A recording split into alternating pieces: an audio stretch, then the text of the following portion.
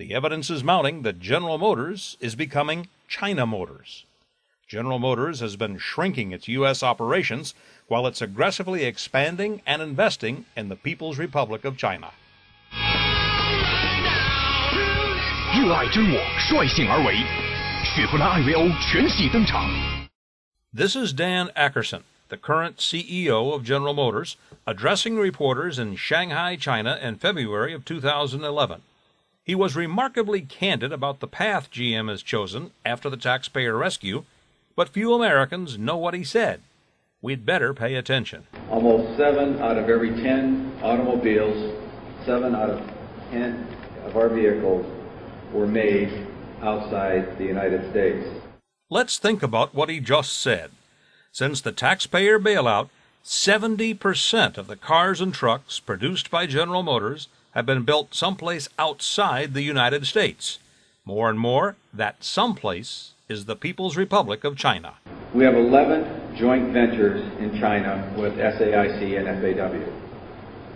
We're involved in vehicle manufacturing, sales, distribution, engineering, design, downstream businesses such as telematics, financing, and used cars. We operate 11 assembly plants in China, 4 powertrain plants in 8 cities across the country. We have more than 2,700 dealerships and sales outlets nationwide. Let's go back and listen to the very first thing he said in that soundbite. We have 11 joint ventures in China with SAIC and FAW. China's SAIC is the Shanghai Automotive Industry Corporation. It is run by the Communist Government of China, which owns or controls most manufacturing activity, including the auto industry. FAW is another Chinese government-owned manufacturer.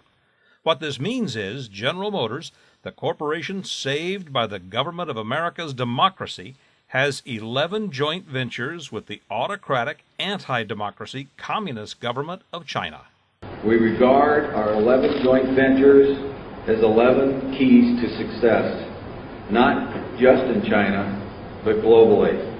Our commitment to working in China, with China, for China, remains strong and focused on the future.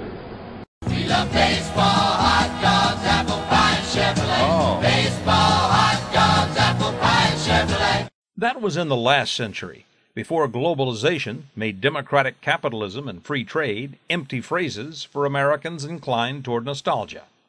There is no capitalism or free trade, as Americans know it, in a communist dictatorship like China. There's no democracy either. But none of this troubles the leadership of General Motors. They've been courting the Communist Party bosses of Beijing for years. This is a 1999 U.S. Commerce Department report on how Communist China has played and manipulated U.S. corporations. It details how the Chinese extort U.S. technology and industrial know-how from our manufacturers with a vague promise of big profits to be made from China's 1.3 billion people. According to the Commerce Department report, GM beat out other prospective foreign partners with a more than $1 billion bid to produce a variation of Buick sedans with the Shanghai Automotive Industry Corporation, SAIC. One of the major factors, if not the main impetus for the subsequent contract award, was GM's willingness to transfer a good deal of state-of-the-art technology. The fact that technology transfer was, indeed, the price extracted from GM for the joint venture contract is confirmed by internal GM documents. That Commerce Department report on GM and China was 13 years ago.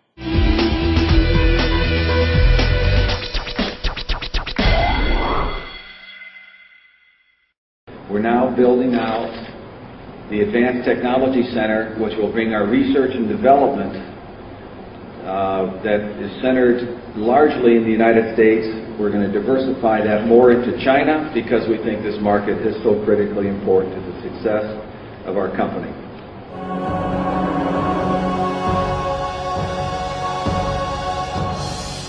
This is a poster for a recent Chinese movie called Birth of a Party, or The Great Achievement of Founding the Party.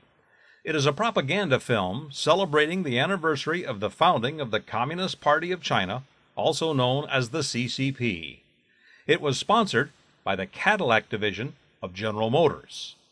This is the press launch of the film. The production team was arrayed before a massive red banner.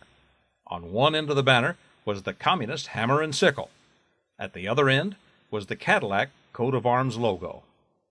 The Epoch Times, a print and online newspaper of the persecuted Falun Gong Chinese spiritual movement, made an interesting observation about Cadillac's sponsorship of the Chinese Communist Party celebration film. The writer noted there were Cadillacs parked prominently outside the film's premiere and said, "My suspicion is that GM in China is marketing this line of luxury vehicles to CCP cadres. These are powerful men with a lot of disposable income, all wrought from taking wealth from the public.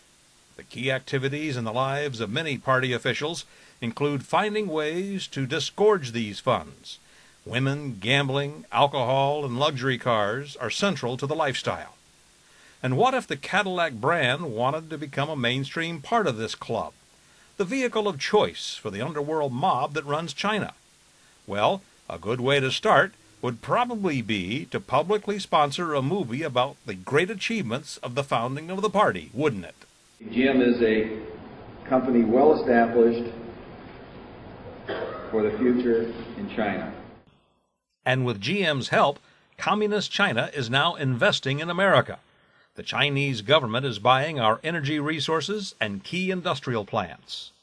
The former General Motors Next Year plant in Saginaw, Michigan, is one of their important acquisitions.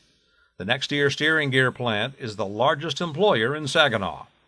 Initial media coverage noted the plant was bought by a vague corporation called Pacific Century Motors and an industrial authority of the city of Beijing. The Wall Street Journal called it one of the landmark deals of the era. About 6 months later, ownership was transferred to AVIC, a communist government industrial corporation. No one noticed or objected that the world's most powerful authoritarian socialist government is now the main employer in a Midwest factory town.